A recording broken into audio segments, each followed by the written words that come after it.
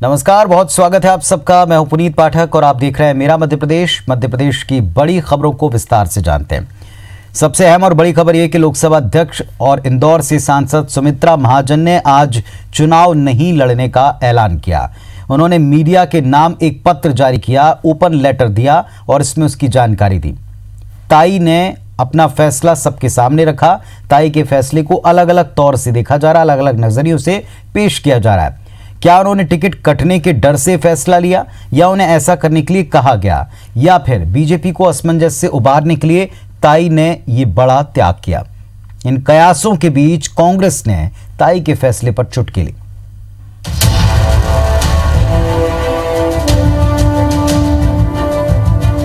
आइए सबसे पहले आपको सुमित्रा महाजन ताई का वो लेटर पढ़ाते हैं जिसके जरिए उन्होंने चुनाव नहीं लड़ने का ऐलान किया है। सादर प्रकाश नाथ, भारतीय जनता पार्टी ने आज दिनांक तक इंदौर में अपना उम्मीदवार घोषित नहीं किया है। ये अनिर्णय की स्थिति क्यों है? संभव है कि पार्टी को निर्णय लेने में कुछ संकोच हो रहा है। हालांकि मैंने पार्टी में वरिष्ठों से इस संदर्भ में बहुत पहले ही चर्चा की थी और निर्णय उन्हीं पर छोड़ा था।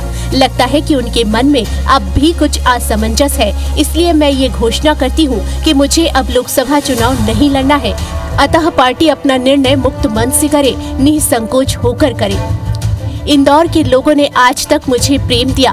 भारतीय जनता पार्टी एवं सभी कार्यकर्ताओं ने जिस लगन से सहयोग दिया, जिन जिन लोगों ने मुझे आज तक सहयोग किया, उन सभी की मैं हृदय से आभारी हूँ। अपेक्षा करती हूँ कि पार्टी जल्द अपना निर्णय करे ताकि आने वाले दिनों में सभी को काम करने में सुविधा होगी तथा असमंजस की स्थिति समाप्त होगी। ताई के इस लेटर के बाद इंदौर और भोपाल से लेकर दिल्ली तक हलचल मच गई। इंदौर में बीजेपी के तमाम नेता ताई के घर पहुंच गए और करीब आधे घंटे तक बंद कमरे में ताई से चर्चा की। लेकिन आखिरकार सुमित्रा महाजन सामने आई और अपने फैसले की सार्वजनिक घोषणा की। सोच समझ के मैंने ये निर्णय लिया। जैसा हम कहते हैं ना, किसी को चिंता मुक्त करें, तो मैं पार्टी को मैंने ये चिंता से मुक्त किया कि ताई को कैसा लगेगा। मत सोचो, ताई पार्टी के लिए है। पार्टी ने बहुत कुछ मुझे दिया और आज भी मैं पार्टी की कार्यकर्ता हूँ। चुनाव में बिल्कुल जी जान से हम सभी मिल करके चुनाव लड़ेंगे। सुमित्रा महाजन के इस फैसले से कार्यकर्ता और समर्थक निराश हैं। हालांकि इनका ये भी कहना है कि ताई भाजपा की वरिष्ठ नेता हैं। उन्होंने जो भी फैसला लिया है सोच समझ कर लिया है। वहीं प्रदेश बीजेपी अध्यक्ष राकेश सिंह ने ताई को मार्गदर्शक बताया। इंदौर से बीजेपी प्रत्याशी को लेकर उन्होंने कहा कि ताई की सहमति से ही पार्टी अगला कदम उठाएगी। ताई जी की नाराजगी नहीं है। ताई जी ने तो कहाँ नाराजगी व्यक्त की। ताई जी तो बोल रही कि मैं पहले भी कार्यकर्ता थी, आज भी कार्यकर्ता हूँ। पहले भी पार्टी का काम करती थी, आज भी काम करूँगी। और पार्टी ने कल हमारे 2 नंबर की विधानसभा में कार्यक्रम है, उसमें आएंगी ताई। जब व्हाट्सएप पे पत्र देखा तो सभी लोग स्तब्ध थे कि भाई कोई ने चला दिया या कर दिया। हम लोग सभी ताई से मिलना है। उन्होंने राष्ट्रीय अध्यक्ष महोदय को पत्र लिखकर टिकट न लेने की इच्छा जाहिर की है, तो मुझे लगता है ये उच्च परंपरा केवल भारतीय जनता पार्टी में हो सकती है, दूसरे दल में नहीं। ताई ने लंबे समय तक भारतीय जनता पार्टी में कार्यकर्ताओं का निर्माण किया है। हम सभी की मार्गदर्शक हैं वो, हम सभी उनसे प्रेरणा लेते हैं और इसलिए अगर उन्होंने ऐसा कुछ कहा है तो सोच समझकर ही कहा होगा और ताई की सहमति से ही अगला कदम पार्टी उठाएगी। ताई के इस फैसले पर कांग्रेस ने चुटकी ली है। कांग्रेस के मुताबिक ताई ने कहा था कि इंदौर की चाबी उनके पास है और वक्त आने पर वो किसी योग्य व्यक्ति को चाबी सौंपेंगी, लेकिन ताई ने चाबी को लावारिस छोड़ दिया है। कांग्रेस ने इस फैसले को ताई का अपमान बताया और उन्हें कांग्रेस में आने का न्योता तक दे डाला। और खुद कह रही थी कि जो शहर की चाबी है वो मेरे हाथों में सुरक्षित है और जिस दिन भी मुझे कोई योग्य आदमी मिला उसी के हाथ में सौंपूंगी। लेकिन आज तो उन्होंने चाबी को लावारिस छोड़ दिया है, बगैर योग्य हाथ के ही चाबी को छोड़ आई है। तो निश्चित तौर पे जो उनका अपमान हुआ है, हमारी सहानुभूति उनके साथ है। खैर, ये तो राजनीतिक रस्साकसी है, लेकिन ताई के इस फैसले के बाद सियासी जगत में चर्चा छिड़ गई है कि ताई का ये लेटर उनकी मजबूरी है या प्रेशर पॉलिटिक्स। ये ताई का त्याग है या टिकट कटने के डर से सम्मानजनक विदाई लेने की उनकी तरकीब। बहरहाल इंदौर सीट को लेकर बीजेपी का असमंजस जरूर खत्म हो गया है। अब देखना यह है कि बीजेपी ताई की जगह किसे इंदौर की चाबी संभालने के लिए मैदान में उतारती है। भोपाल से सुधीर दंडोतिया के साथ दीपक यादव, IBC 24 इंदौर। इधर मध्य प्रदेश में बीजेपी में टिकट वितरण को लेकर असमंजस काफी जगहों पर दिख रहा है। मौजूदा सांसदों को टिकट कटने का डर भी है। कभी बाहरी उम्मीदवार को लेकर विरोध करने वाले भोपाल सांसद आलोक संजर ने चुनाव लड़ने को लेकर संशय जताया। संजर ने कहा कि उन्हें नहीं मालूम कि वो चुनाव लड़ेंगे कि नहीं। उन्होंने भोपाल से लालकृष्ण आडवाणी की बेटी प्रतिभा आडवाणी का नाम उछालते हुए कहा कि भोपाल से बीजेपी आडवाणी की बेटी या किसी को भी टिकट देगी तो वो उसका समर्थन करेंगे। संजर ने यह भी कहा कि कांग्रेस ने भोपाल में बड़ी चुनौती दी है, लेकिन दिग्विजय सिंह ने जो पहले किया उन्हें उसका भय है। ये हमारे लिए कैंडिडेट कोई भी आए, हमारा कमल का फूल हमारे लिए सर्वश्रेष्ठ है, वो हमारा कैंडिडेट है। कमल के फूल के लिए लोग नीचे मंडलों की, हमारी बूथ की वार्डों की बैठकें चल रही हैं, लगातार हमारे कार्यकर्ता नीचे तक काम कर रहे हैं। जो प्रत्याशी जो आएगा उसके लिए हम जी जान से लग जाएंगे। भोपाल सीट से चुनाव लड़ रहे पूर्व मुख्यमंत्री दिग्विजय सिंह ने फिर आरक्षण का मुद्दा छेड़ा है। प्रदेश कांग्रेस दफ्तर में ओबीसी सम्मेलन के दौरान दिग्विजय सिंह ने मंच से कहा कि प्रदेश में ओबीसी आरक्षण कांग्रेस की देन है।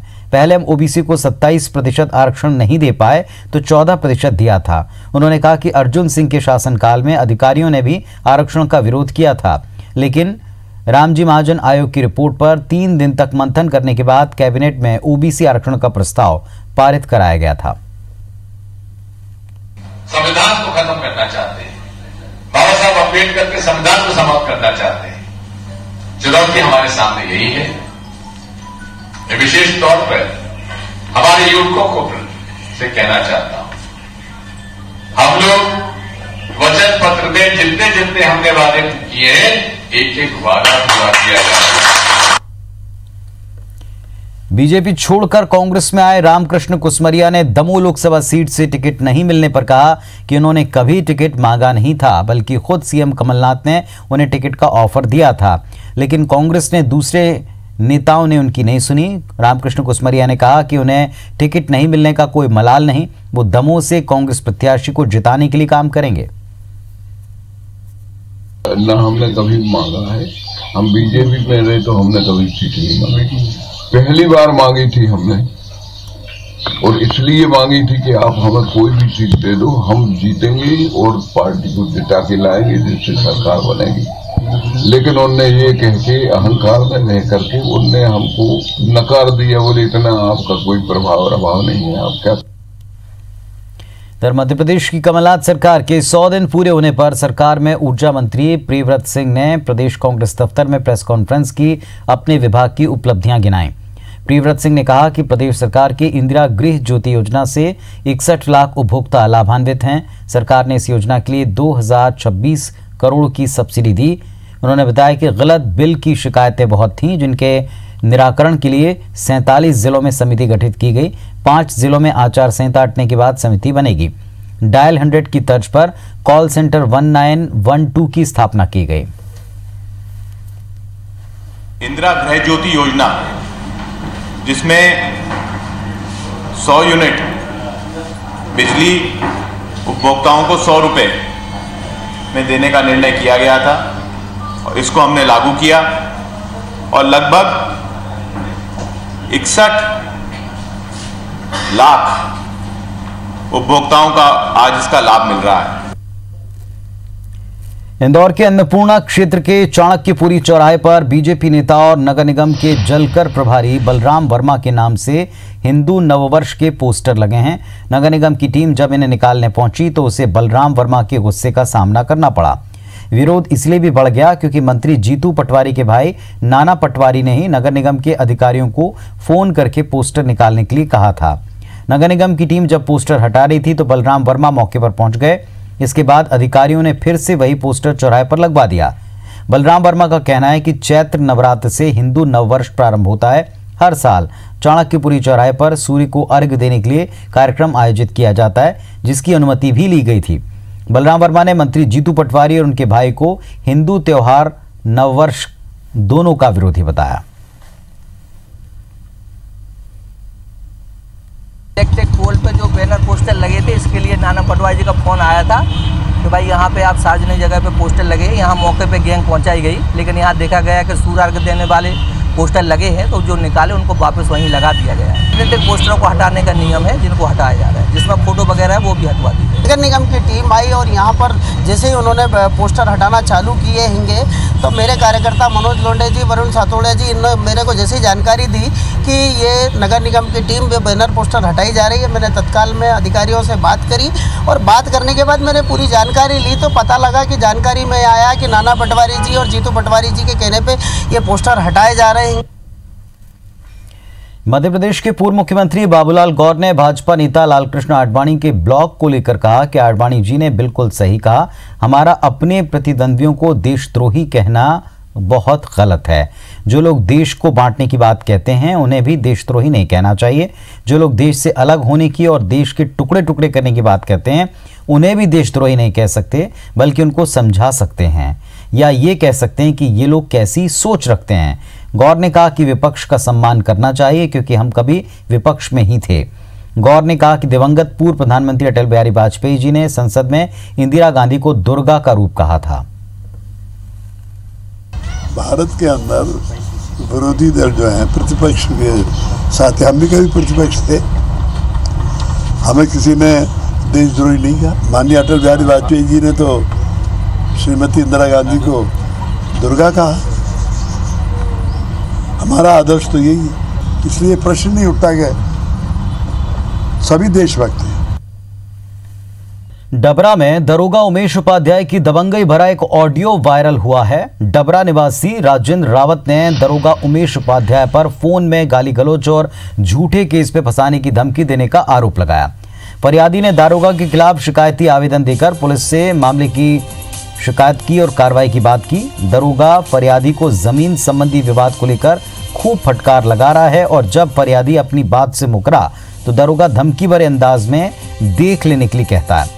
पूरा मामला जमीन से जुड़े हुए एक विवाद का है। फरियादी राजेंद्र की माने तो दरोगा उमेश उपाध्याय के रिश्तेदार बार बार प्रताड़ित करते हैं। जब पीड़ित राजेंद्र ने कोर्ट और प्रशासन से अपनी जमीन के न्याय की लड़ाई लड़ने की बात की तो दरोगा जी भड़क गए और अपने रिश्तेदारों के लिए खुद जज बन गए। दरोगा जी अभी शिवपुरी जिले के गोपालपुरा थाने में पदस्थ बताए जाते हैं, जिनकी शिकायत फरियादी ने डबरा सिटी थाने में कर दी। पूरे मामले की जांच में पुलिस जुटी।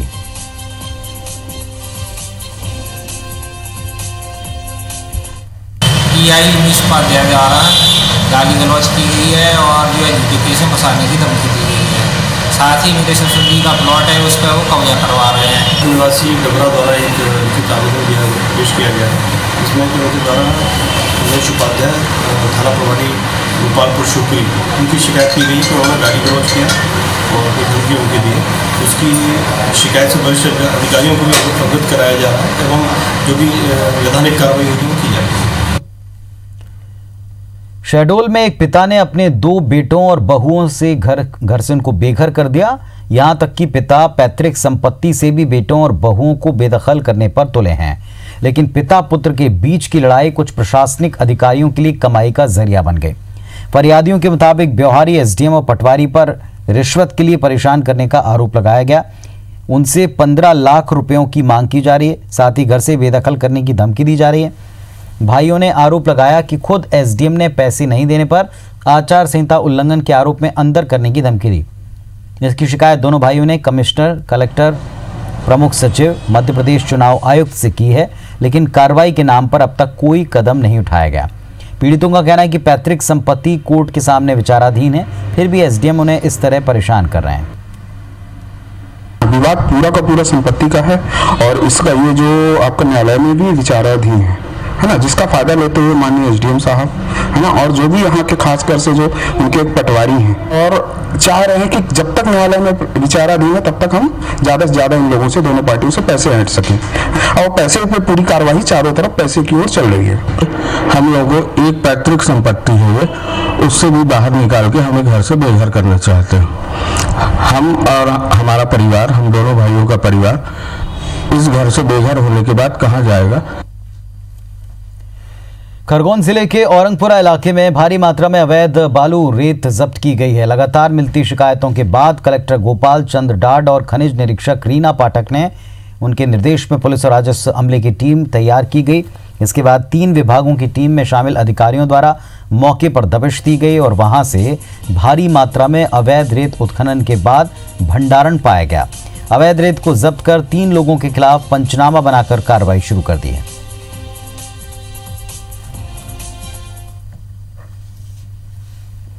तो इस बुलेटिन में फिलहाल इतना ही, लेकिन खबरों और अपडेट का सिलसिला Live 24 पर लगातार जारी है। नमस्कार।